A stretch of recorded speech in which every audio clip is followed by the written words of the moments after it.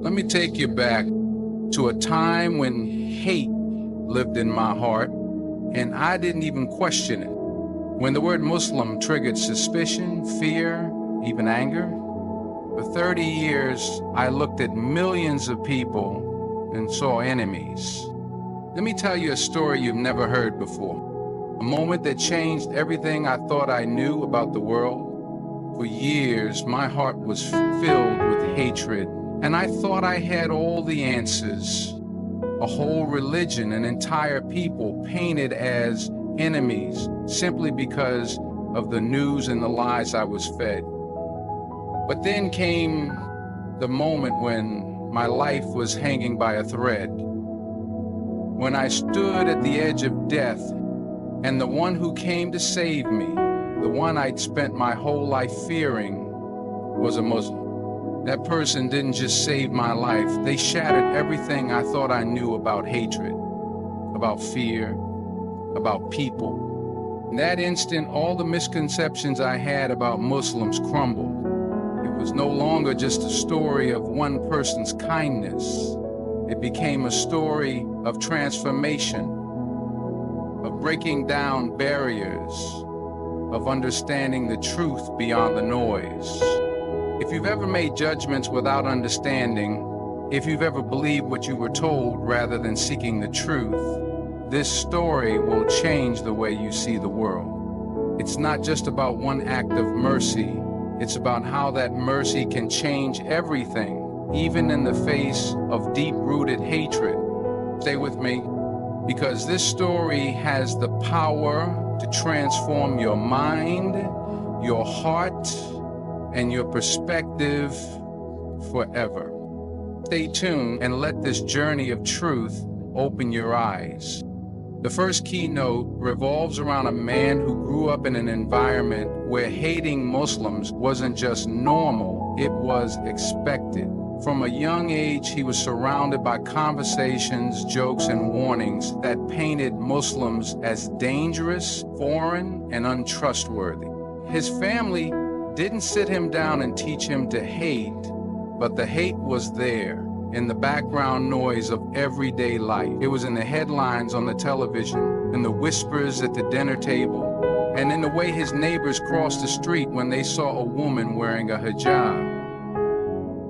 It was subtle, but constant. Over time, it became truth to him. He absorbed it like oxygen. He went to school where nobody challenged these ideas. If anything, they were reinforced. Movies showed Muslims as the villain. News stories only mentioned Islam when tragedy struck. The word terrorist became almost interchangeable with Muslim in his vocabulary, not by logic, but by repetition. He never questioned it, because questioning required exposure to something different, something real, and that never happened. He had no Muslim friends, no Muslim teachers, no one in his world to show him anything else. And so what he didn't understand, he feared. What he feared, he hated. And what he hated, he avoided. This hatred wasn't loud. He didn't scream it in the streets. It lived quietly in his heart, in his choices, in the people he refused to know. It showed up in small moments, changing the channel when a Muslim voice came on, turning away from someone in a mosque, skipping over articles about Islamic culture or history. It wasn't that he wanted to be hateful. It was that he thought he was right. That's the danger of ignorance. It convinces you that you already know everything you need to know. And when you think you know, you stop learning, you stop listening, you build walls that only let one kind of truth in, the one that fits your comfort zone. So for 30 years, he lived in that bubble, a world where us versus them was clear, where Muslims were always them.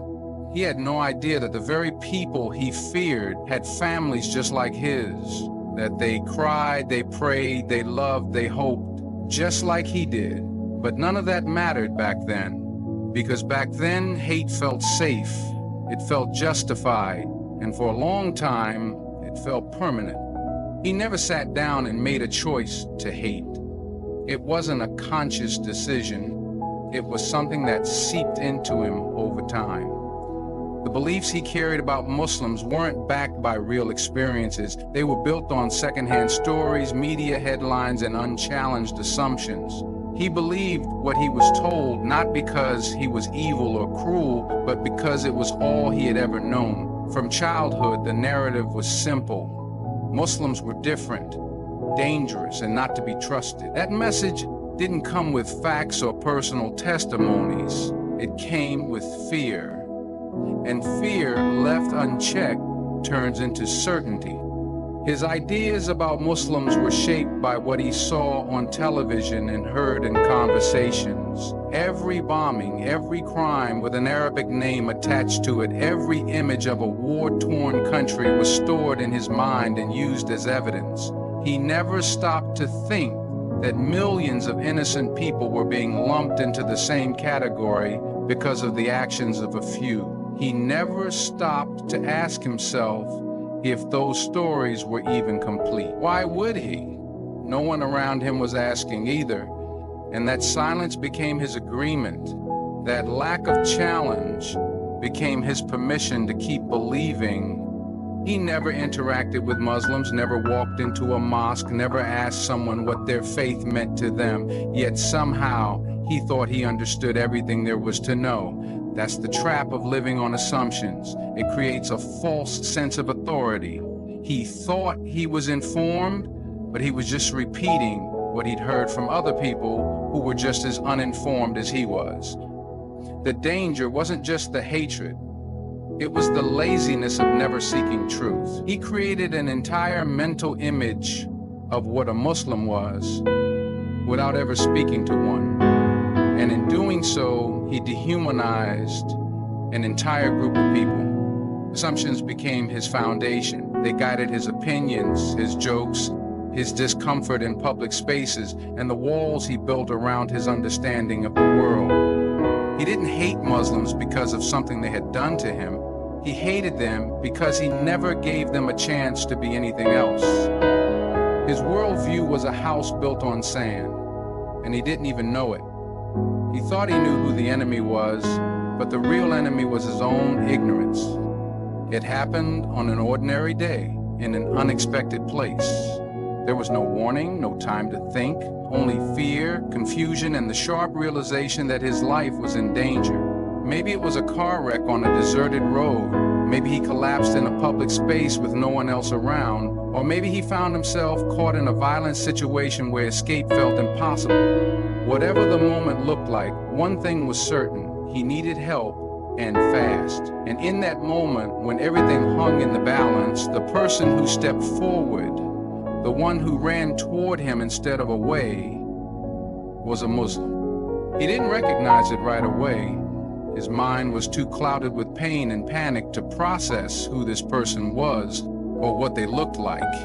But as his vision cleared and his breathing steadied, he saw the one face he never expected to see. A man with a beard, or maybe a woman in a hijab, kneeling beside him, hands trembling not in fear, but in urgency, trying to stop the bleeding or comfort him as they called for help. Everything he thought he knew began to unravel in that instant. This wasn't the monster he'd imagined. This wasn't the enemy from the news or the villain from the movie. This was a human being saving his life. There was no reason for that person to help him. No shared background, no promise of reward, and yet they stayed, risked their own safety, dirtied their own hands, even prayed quietly beside him when they thought he couldn't hear. That moment wasn't just a rescue, it was a revolution inside his soul. He couldn't explain it, but he felt something shift deep within him. The wall that had taken 30 years to build began to crack, not from anger or debate, but from mercy. In the days that followed, he couldn't stop thinking about it, about why that person chose to help, about how someone he'd been raised to fear became the reason he got to wake up another morning. gratitude turned into curiosity. The act of kindness haunted him, not because it hurt, but because it healed something he didn't know was broken. He had been saved physically, yes, but something much deeper had been saved as well, something he could no longer ignore. He didn't know how to feel. Lying in that hospital bed or sitting on that roadside curb after being saved, he kept replaying the moment over and over again. Gratitude filled his heart, but so did confusion. How could someone he'd spent his whole life fearing, someone he thought was his enemy, be the very reason he was alive? It didn't make sense to him. He tried to explain it away, tried to tell himself it was just one rare exception. But the more he thought about it, the less sense that made. This person didn't hesitate, didn't ask questions, didn't judge him. They just saw a fellow human being in need and acted. That simple act of humanity was louder than all the lies he'd ever believed. It echoed in his mind with every heartbeat. He felt a conflict rising inside of him, something unfamiliar. It was the tension between what he'd always been told and what he had now seen with his own eyes. It was like standing at the edge of a cliff and realizing the map you followed your whole life was upside down. Gratitude opened a door, but that door also let in discomfort, not because of the person who helped him, but because of what it said about himself. For the first time, he had to look in the mirror and ask hard questions. Why had he hated these people? Why had he judged an entire faith without ever trying to understand it? He found himself wanting to say thank you, but not just with words. He wanted to learn more. He started watching, listening, reading, not to argue, not to debate, but to understand. And as he did, he saw the compassion in the prophet's teachings, the beauty in the prayer, the unity in the way Muslims care for one another and their neighbors. What hurt the most was realizing how wrong he had been, not just about Islam, but about what it means to judge someone without knowing their story. That inner conflict didn't break him. It broke open something inside of him. A sense of humility, a willingness to learn, a new hunger for truth. The very people he had hated were the ones showing him what real faith, real courage, and real humanity looked like. And he couldn't unsee it. He didn't want to. The moment he walked away from that life-changing experience, something inside him wouldn't let go. He had questions now, and this time he was ready to find real answers. The journey didn't start with a grand gesture or a sudden conversion. It started with quiet curiosity, late nights searching online, watching videos about Islam from sources he used to ignore. He wasn't looking for arguments or debates. He wanted to understand why the person who saved his life behaved with such selflessness, such calm, such sincerity. That kind of character doesn't come from nowhere. It comes from something deep, something rooted in belief. He began to read about Islam, not the headlines, but the actual teachings. He opened the Quran not to criticize, but to read. He found verses about mercy, about justice, about peace. He read about the Prophet Muhammad and was stunned by the dignity, humility, and compassion with which he treated his enemies. He saw stories of forgiveness, of patience in the face of hate, of generosity in the midst of hardship. Everything he thought he knew started to fall apart, not because someone told him to believe differently, but because the truth was speaking for itself. He started meeting Muslims not through forced encounters, but through real conversations. He realized they were teachers, doctors, neighbors, fathers, mothers, people with fears and dreams, struggles and strength. And the more he listened, the more he saw reflections of himself. He wasn't speaking with enemies. He was speaking with human beings who had been misrepresented, misunderstood, and mislabeled for far too long. That realization hit hard. He had spent decades hating people he never gave a chance to. As he continued this journey, something else awakened in him, a sense of peace he'd never known. It wasn't tied to comfort or culture, it was tied to truth. For the first time, he felt like he was seeing the world with open eyes. He felt like a blindfold had been removed. Every lesson he learned about Islam brought him closer to healing, not just from the accident, but from years of spiritual confusion and emotional distance. The journey wasn't easy. He had to confront his past, his pride, and his pain, but every step forward felt like a step toward freedom, toward something pure, something that finally made sense. He never imagined his life would come full circle like this. The man who once hated Muslims had now not only let go of that hate, but embraced the very faith he feared. What began as an act of mercy in a moment of crisis had grown into something transformative. He didn't just change his mind, he changed his heart, his purpose, and his way of life. For the first time, he felt like he was truly living, not surviving in a world of assumptions and fear, but breathing in a truth that gave his life meaning. He stood on the other side of ignorance now, and it humbled him. He began speaking openly about his journey, not for attention, but because he knew there were others out there just like he used to be. People who had never met a Muslim, who only knew what the media showed them, who were stuck in cycles of inherited hate. He didn't point fingers, he shared his truth. He told his story in churches, schools, on podcasts, sometimes even in mosques. Every time he spoke, he hoped someone would hear the pain in his past and the peace in his present. Not because he was special, but because the truth is, he became an example of what happens when you allow your heart to be broken and rebuilt by truth. He didn't erase his past, he used it. He showed people that change isn't weakness, it's strength. That admitting you were wrong doesn't destroy your dignity, it proves it. He stood as living proof that hearts can be softened, minds can be opened, and lives can be transformed, sometimes by the very people we're taught to hate. He carried himself differently now, with more humility, more gratitude, more compassion. The faith that once terrified him now guided him. The people he once feared had become his brothers and sisters, and the words he once mocked were now the ones he whispered in prayer. He found beauty in the call to prayer, in the discipline of fasting, in the unity of community. He found peace in bowing his head to the Creator he once didn't understand. He looked back, not with shame, but with purpose. His past wasn't a burden, it was a bridge.